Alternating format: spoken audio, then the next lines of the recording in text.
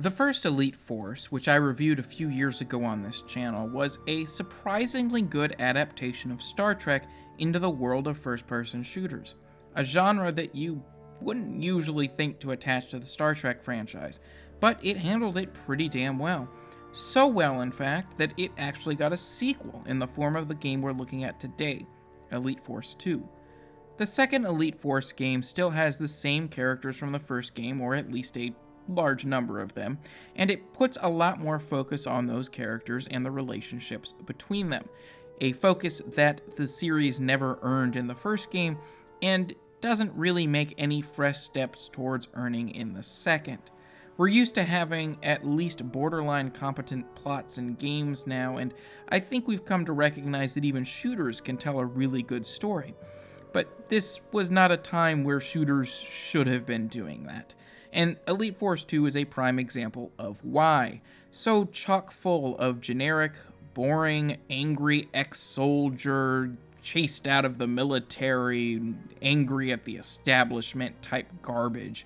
And the focus on that element of it takes away from the gameplay. And so the game ends up trapped between two eras.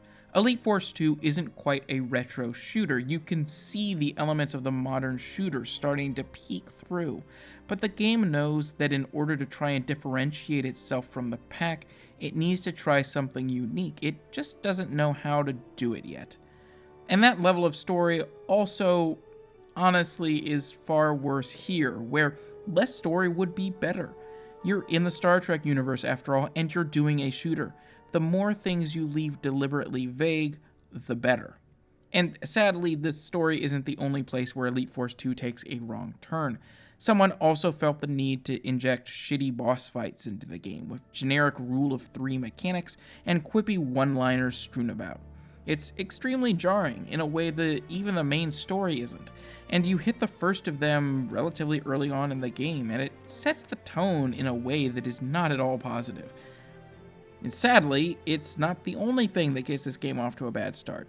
Did you hate the pipe dreams-esque puzzles in BioShock? Great news! They're even worse here in Elite Force 2. The last thing I want to do in a fast-paced shooter is stop to spin some pipes around in order to make a device work so I can open a door, or something similarly mundane. All that being said, when Elite Force 2 does decide to focus on being a shooter, it's pretty damn good. A lot of the things I liked about the first game are still here. The core shooting mechanics, thanks to using the same engine, still feel a whole lot like Quake in the best way possible, and the weapon variety is still fantastic. It has the usual problems that pretty much any shooter would have from this era. Too much time spent exploring the environments repeatedly in order to try and find some obscure switch or stationary object to shoot. Too much time spent crawling around in vents with nothing to do other than move slowly through them. In short, the parts of these old school shooters that no one ever really looks forward to when they go back. You come back for the really solid mechanics, the old school sensibilities when it comes to things like health, ammo, and weapons. You're not coming back to crawl through vents endlessly, but a lot of times that's what you get, and Elite Force 2 is no exception in that regard. If you're looking for a mechanically solid, engaging retro shooter, you could do a lot worse than Elite Force 2. But I think the game ends up being a disappointment when you compare it to its direct predecessor. I think that game was both better at being a shooter, focused on mechanics, and also at being a Star Trek game. In my retro reviews, I look at games that are at least 10 years old, and I see if they've held up today, if they're still worth playing now.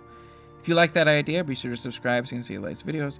If you like this video in particular, be sure to hit that like button, and thanks for watching.